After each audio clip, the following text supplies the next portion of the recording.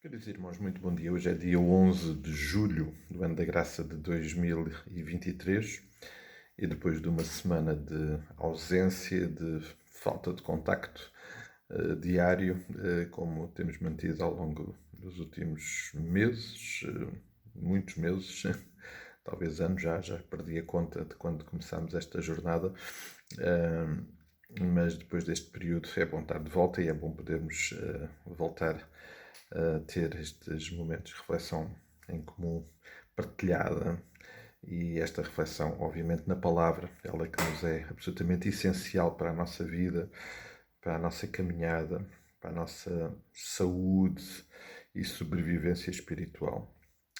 No passado domingo, o nosso culto foi dirigido pela classe dos jovens e adolescentes e eles trouxeram-nos e vieram partilhar connosco aquilo que foi o resultado de alguns meses de estudo na classe e fizeram-no na carta de Paulo a Filemón. É uma pequena carta, tem apenas um capítulo, tem apenas 25 versículos, mas ela é, de facto, recheada de muito e importante ensino e através desta partilha fomos realmente muito abençoados e queria trazer para a nossa reflexão, para podermos também novamente considerar e ruminar este texto no nosso coração, alguns princípios aqui presentes nesta carta e para aqueles que não tiveram a oportunidade de estar presentes poderem também assim nos aproximarmos deste importante texto vindo da parte do Senhor. É a palavra do Senhor para nós. Esta carta tem algumas particularidades. Uma delas começa logo na forma como Paulo se apresenta. Ao contrário do que fazem muitas outras cartas, Paulo não se apresenta como apóstolo, mas apresenta-se exclusivamente como prisioneiro. E é interessante, e como os nossos jovens lembravam no domingo, até paradoxal, quando o tema central desta carta tem muito a ver com liberdade, não só uma liberdade física, uma liberdade daquilo que é a experiência social de alguém, mas acima de tudo, e obviamente mais importante, a liberdade em Cristo. E Paulo de facto está preso, Paulo de facto está literalmente preso, mas ele apresenta-se como prisioneiro de Cristo Jesus. E dirige-se a Filemón,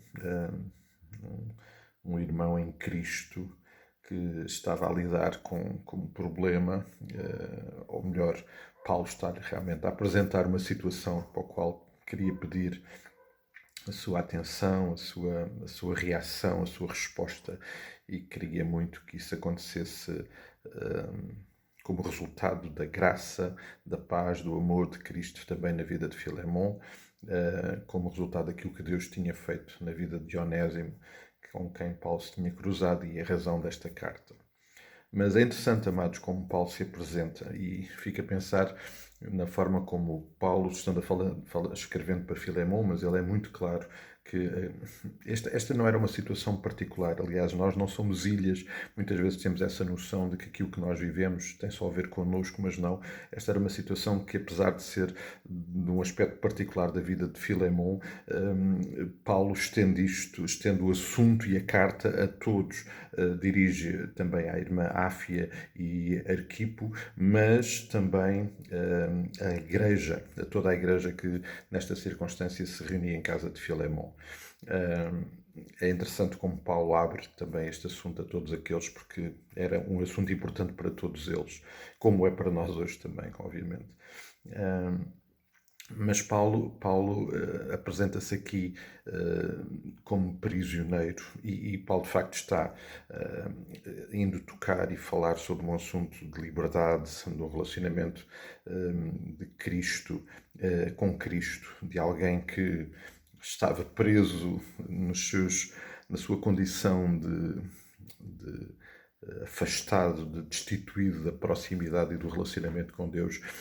Paulo vem trazer este conceito muito, muito importante, que é o facto de que a nossa liberdade em Cristo, paradoxalmente, se experimenta numa relação de prisioneiros, de acorrentados, de servos, como tantas vezes Paulo também se apresenta, servos e escravos de Cristo. Isto é paradoxal porque na nossa realidade isto não faz sentido, na realidade espiritual e na nossa relação com Deus faz todo o sentido. E, por outro lado, Paulo também está a procurar desta forma tocar o coração de Filemon para algo muito importante e muito mais importante daquilo que poderia ser os problemas e as questões que tinham havido entre Filemon e Onésimo, que era de facto e que é de facto a liberdade que temos em Cristo e a relação que temos com Cristo. Agora, só mesmo para terminar a nossa reflexão de hoje e que eu queria muito deixar para podermos considerar no nosso coração. Paulo vai falar e vai tocar a vida de Filemon, daqueles irmãos, daquela igreja, e Paulo vai fazê-lo nesta condição de prisioneiro mesmo real, ele está mesmo preso, mas também como prisioneiro de Cristo, acorrentado a Cristo, ou seja, identificado com Cristo. Amados, precisamos de entender que não irá acontecer nada de relevante nas nossas palavras, na nossa partilha, no nosso tocar e influenciar a vida das outras pessoas, se isso não for resultado de uma experiência verdadeira, autêntica e transformadora na nossa vida. Nós podemos falar muito de Cristo às outras pessoas, mas Cristo precisa de primeiro e acima de tudo fazer diferença na nossa vida.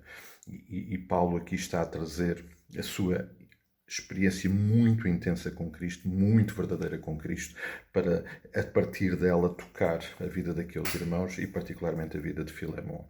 Eu creio que precisamos cada vez mais de considerar isto e creio que até é um assunto que no futuro iremos falar muitas vezes porque é algo que me tem também andado a incomodar e que me incomodou particularmente nestes dias em que não tivemos contacto, que é a centralidade de Cristo na nossa vida, a autenticidade do nosso relacionamento em Cristo, a nossa identidade profunda em Cristo e exclusiva em Cristo. E naturalmente isso vai se evidenciar na forma como nós falamos e como tocamos a nossa vida, como tocamos a vida daqueles que estão próximos de nós. Muito dificilmente Paulo conseguiria tocar o coração de Filemon se Cristo não tivesse este lugar e a importância que tem na vida de Paulo, e a partir daí Paulo poder tocar a vida de Filemon. Precisamos de experimentar isso, precisamos de considerar e viver isso intensamente. Cristo tem que ser e precisa de ser absolutamente central na nossa vida e, paradoxalmente, somos livres quando estamos presos, acorrentados a Ele. Creio que vale a pena pensar nisso, vale a pena voltar a este texto de Filemon. Convido os irmãos a visitarem novamente este texto. Que o Senhor nos abençoe, que Ele nos dê um dia muito, muito abençoado na sua presença, caminhando sempre com Ele. Forte abraço, até logo, até amanhã, até quando o Senhor assim permitir.